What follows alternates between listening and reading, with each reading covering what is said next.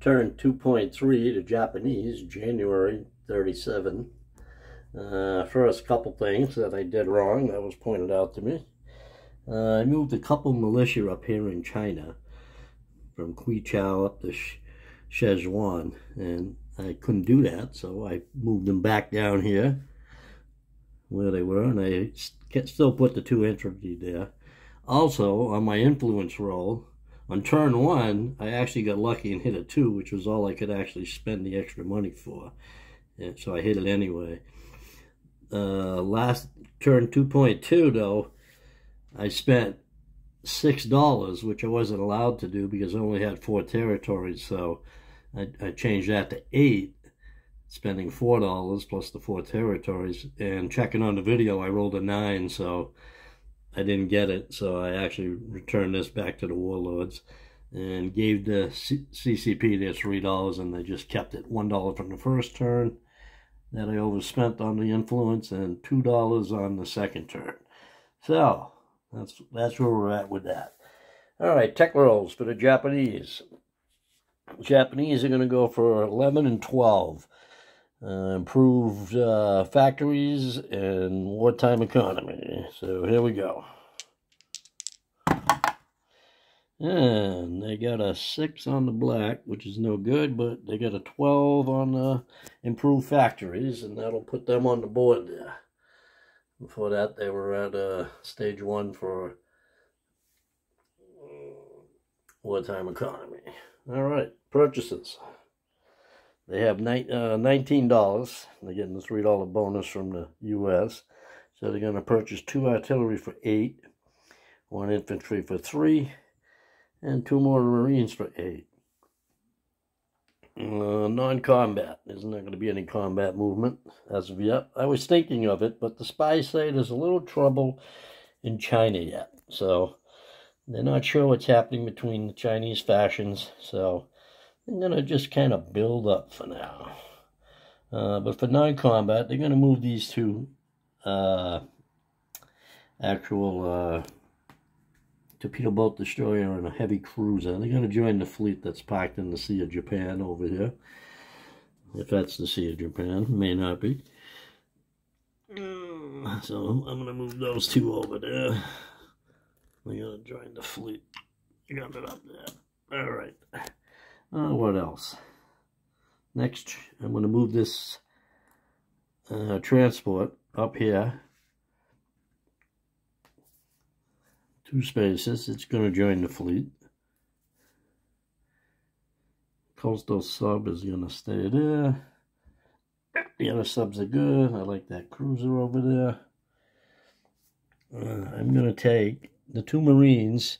They're going to get on one of the transports that's in the fleet. I'm actually going to use this one I moved here, and it's going to go over here, and it's going to drop off the 2 Marines from here into Rihe.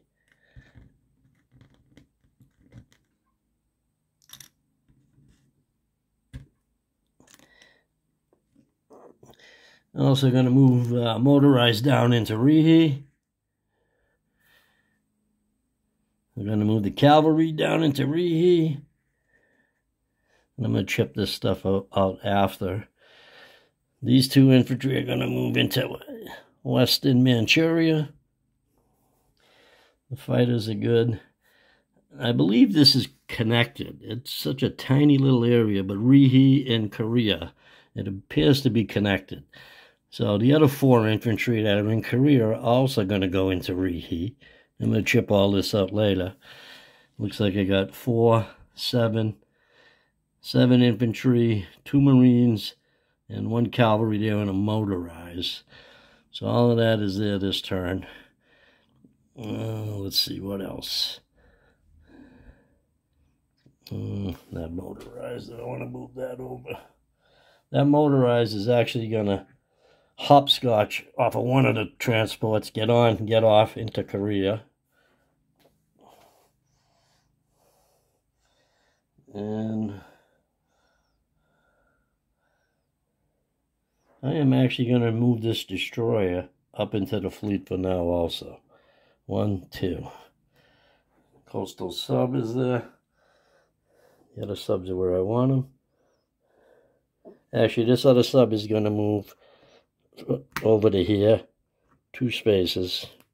Right over to there. And then let's see. That is it for the Japanese. I'm doing this like I'm playing someone so I can really try and get it correct for when I do. Usually when I do a solo, I go back and fix stuff after I know I made the mistake on. I guess that's good. So I'm going to place 2 Marines. They're going to go in Kyushu. 1 artillery is going to go in Rihi. And the infantry and the artillery are also going to go in Kyushu. So I got my 4 units there, 1 in Rihi.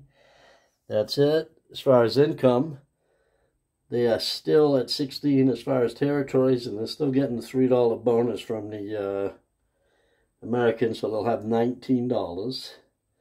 I believe that is correct. They have no bonuses as of yet. I'm just getting the $3 for the U.S. oil trade. And, yep, that's where we're at for now. And that is the end of the Japanese 2.3 turn. I do have a question about attacking. Now, if the KMT torpedo boat destroyer was to attack a German, not a German, but a Japanese unit and declared war on Japan, which I believe they can, because even though they're not a major power, if the Japanese have units in home country, which includes Rihi in Korea, according to the rules, they could declare war on them, which would, I believe, make the warlords aligned to the KMT. Let me know on that one. Thanks. That's the end of this turn.